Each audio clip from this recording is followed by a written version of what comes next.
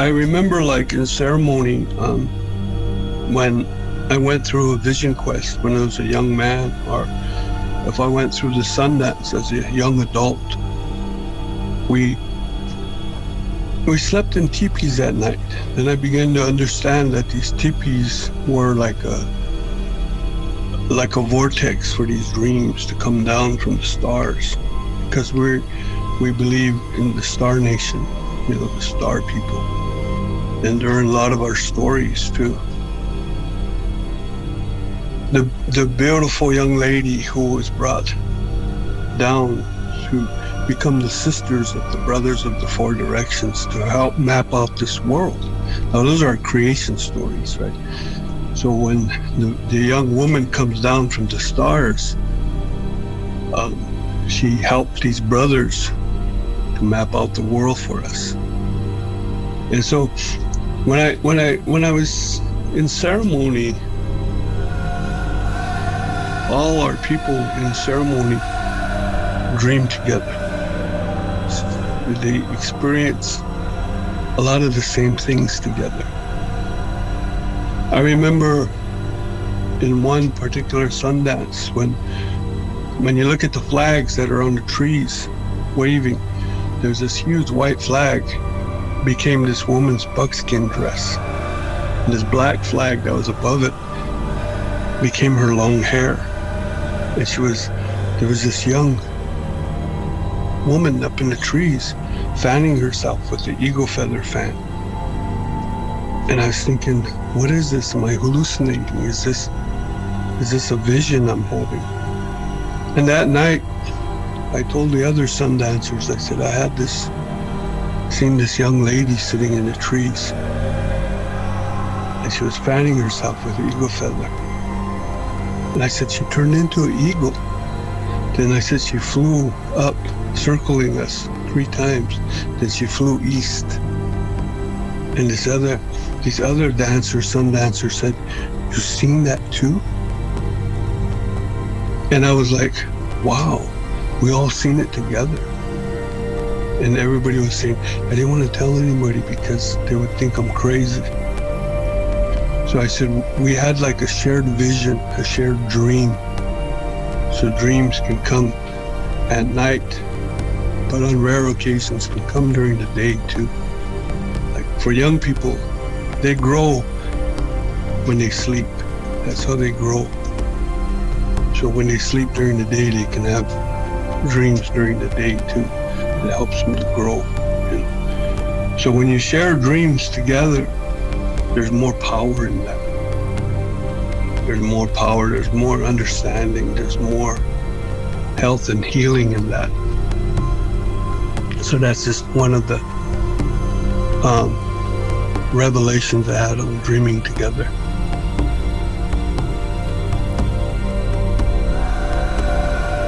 In your dreams, there's dreams that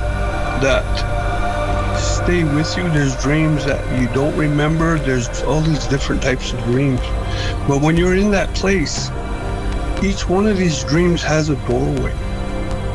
That if you can walk through that doorway, then it's almost like you're granted permission to hold on to that dream, to take it with you. So it's giving you permission. But see, I grew up with that. I grew up with talking about dreams at breakfast table. So then, when you're consciously aware that you're dreaming, you can almost navigate it. That you can almost navigate your dream. You can say, okay, this is turning into a nightmare, and I don't want a nightmare. So you can move away from that. You can go through this doorway that would open up another dream to head off that nightmare.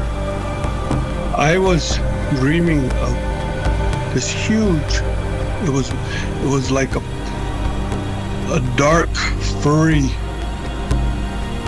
object chasing me. And I didn't know what it was. It was huge. I was out on the prairie and I was running, and it was chasing us, coming closer and closer. And I was getting scared, and I was dreaming this. So I stopped and I said, hey, wait a minute. I'm just dreaming. So I stopped and I turned around to meet this huge dark object. And here it was one of those big sheepdogs. Dark sheepdog, the kind that has hair over its eyes. You can't even see its mouth and nose, just all hairy. And its tail was just wagging and its tongue stuck out. And it was just happy to see me. So what was actually a nightmare turned into something beautiful because you're consciously aware that you're dreaming and you can turn it around, because that's a lifetime of dreaming done to me, a lifetime of dreaming. So even today, even at my age now, I look forward to sleep so I can see and feel my dream and go through it and live it. It's just part of life, just part of living. The part of your life that's important. One time a while back, I was asked to do some lectures in Portland, Oregon at the University of Washington campus and other places in the Portland area. So on my return from Portland, after I completed all of these lectures, I spent about a week up there visiting people and seeing the area. I came up through the Columbia Gorge. I returned from the Columbia Gorge all the way into Oregon. I think you come out near Pendleton, Oregon. But you follow this river, the Columbia River. And I remember there was this beach, beautiful beach along this river. And I said, I would like to swim, I'd like to go along this river, but I was anxious to get home too. After being a week away, and I called my mom. I said, "Hey, I'm on my way back. I'm on my way home. I'm gonna come through Oglala before I go back to Rosebud." Now, Oglala and Rosebud are two separate Indian reservations. So I was living in Rosebud, but my mom lived in Oglala. So I said, "I'm coming through Oglala." And she said, "Oh, that would be good." She said, "I'll have a pot of chili beans on for you, and I'll have some biscuits made. Come through here and spend the night."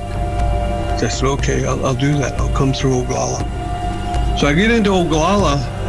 My mom lived in a house with 3 rooms in there, so she always had a room made for me on my bed, clean sheets. And she fed me. She wanted to hear all the stories of Portland.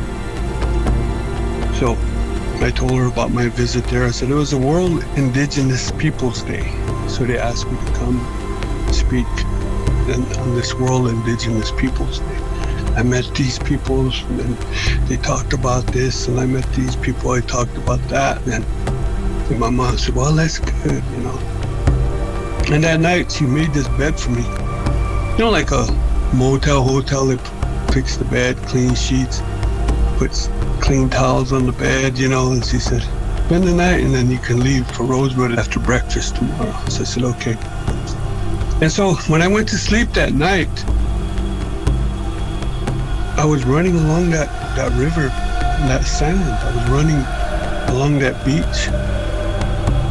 And I was thinking, wow, I wanted to do this when I was coming up to Columbia Gorge. I wanted to run on this beach. And so I was dreaming this. I was running along this beach, along this river, really beautiful river. The next thing you know, I hear a knock on the door. She said, "I got coffee made, I got coffee made, get up, It's morning, get up." So I got up and then I went into the restroom. I remember washing my face, and I went back to fix the bed.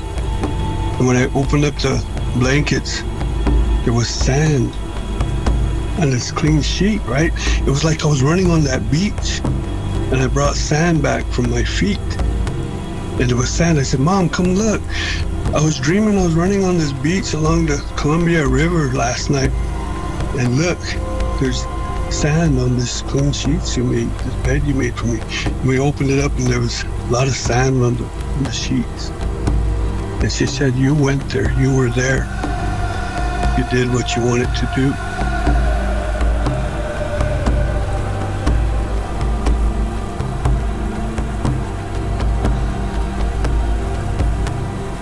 My grandmother, she would have me do chores during the morning hours. I would get up very early and bring the eggs in from the hen house and fill the water pail. I would rush through the day's chores waiting for night to come, or she would continue her story. This particular story she told me was a young brave and a young lady, a Wia. They saw the mountains, they saw the snow melt, they saw all of this beauty in nature. Creator decided that they should be married, that they should be one to walk this earth.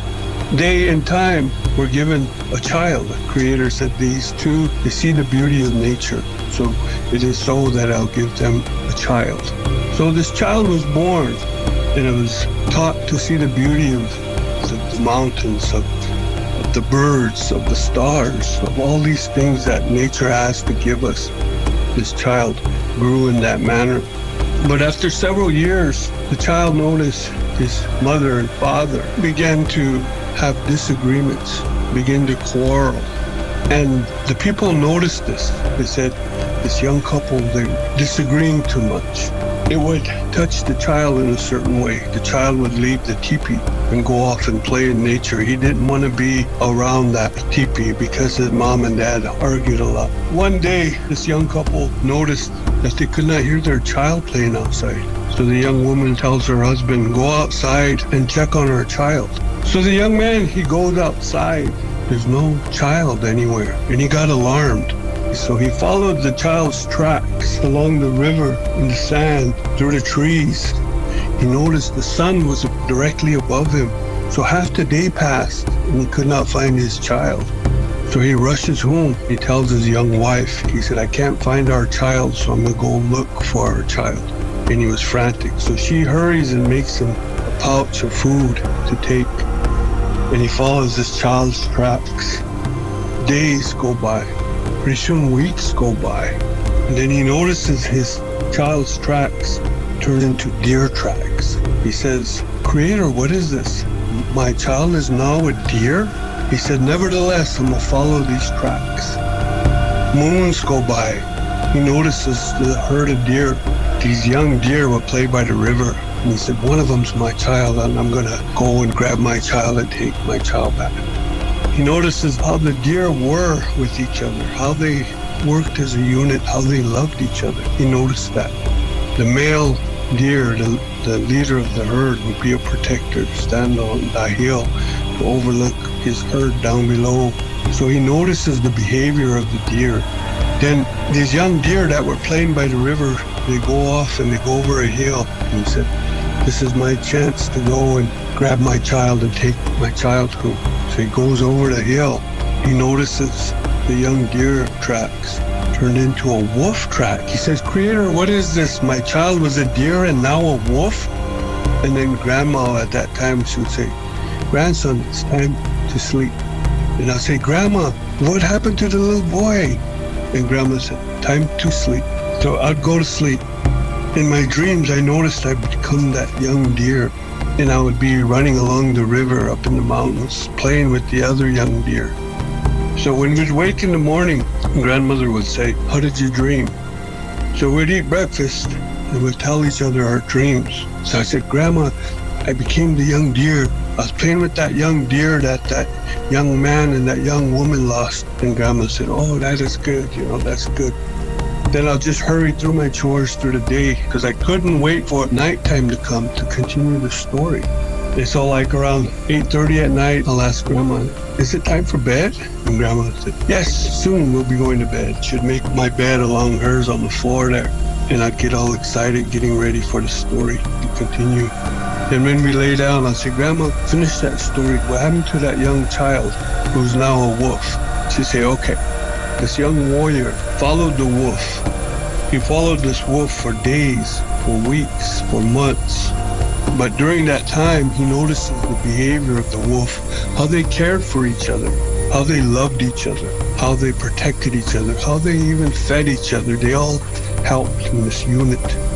So he notices that the young wolves will be playing along the river. And he said, when they're off in the morning to drink their water, I'll go and grab my child and take my child back. They came and drank water, and this young warrior followed the wolf tracks. And pretty soon the wolf tracks became buffalo. And the young man said, Creator, what is this? My young child is now a buffalo? Nevertheless, I'm going to follow the tracks and bring my child back. And he notices the buffalo, he observing them. Days turn into weeks, turn into moons. But he comes over this hill, and just a whole herd of buffalo, just thousands of them, just fill the hills. So many of them. This young man sat down and he started to cry. He said, how can I find my child among all of these buffalo? Off in the distance, he sees Trickster. Trickster's coming along the river, along the creek. And Trickster, he likes having a good time. You know, he's chasing his tail, chasing butterflies, listening to the birds. You know, he's doing all of these things that Trickster does because that's his role, was to just enjoy life. And the Trickster notices the young brave sitting on the hill with his head between his knees. And he said, that young man is sad. Maybe I can help him. So the Trickster, he takes the long way there. Finally gets up to the hill, says to the young man, he says, I see your heart is troubled, but I can help you. And the man, young brave, looks at the Trickster and says, how can I trust you? You say you can help me. How can I trust you? And then grandmother would say, grandson, it's time to sleep. And then I'll say, Grandma, but what happened to the young child? She'd say, no, it's time to sleep. So I'd go to sleep, and in my dream I became the buffalo, playing with this young child along the river. We'd wake up in the morning and Grandma would say, how did you dream? I'd say, Grandma, I dreamt I was the buffalo. I dreamt I played with this young child. She said, that's good. Yeah, I'll just go through the day real fast, feed the chickens, haul the water in, feed the horses, feed the dogs, hoping the sun would set, and I'd go back to that story so I can go to sleep and dream about these things. Grandmother said, well, the young man really loved his child. So he said, I have to believe the Trickster. The Trickster tells the young man, out of those thousands of buffalo, I know which one is your child. He spit on his paw. He got a little red earth on it. He said, I'm going to put my paw print on your child. And so it was morning, and then the man starts walking towards this huge buffalo herd. And the chief of the buffalo, he was just snorting, throwing up dirt. He was really angry. He said, what are you doing among my people? He said, I see your heart is heavy. We don't want that among my people. Stay away or I will kill you. And the young man, he says, my child is among your people. I'm here to take my child home. The chief of the buffalo lined up in the valley, all of these young buffalo, they were all standing in line. The chief of the buffalo says, if you can find your child, you can go home. But if you cannot find your child, he said, I'll kill you because you have a heavy heart and you're going to spread that among my people, and we don't want that. So the young man, he goes down the line in front of the young buffalo, thousands of them, and he comes back around them. But he notices one has the Trickster's print on his hindquarter. So he goes to the chief of the buffalo and he says, that one there is my child. And the chief of the buffalo, he just throws up all this dirt and just snorting and just mad and angry. He said, you're right, that is your child. You take your child, you can go home. So the young buffalo was brought to the young man and became his child again. And the chief of the buffalo said, you journeyed a long ways for your child. You saw the child become a deer. You saw the child become a wolf. You saw the child become a buffalo. But more importantly, you saw how they all loved each other, how they cared for each other. He said, go home and tell your people that they need to care for each other like the deer, wolf, and buffalo. Teach them these things, because if this should happen again, he said, I will not give your child back. these stories that Grandma would tell me growing up. That's one of the stories. It talks a little bit about how we were able to access our dreams through stories. The time that they were told was right before sleep. The chances of you becoming a part of the story are greater right before sleep. So that's how our young people learned. That's how I learned. It even stayed with me for my entire life. Even at my age now, I still remember these stories. So that's a little bit about how dream societies work in the field of psychology, how REM is a good gauge for us living well. If you dream well, you're living well because it puts all your systems in order again.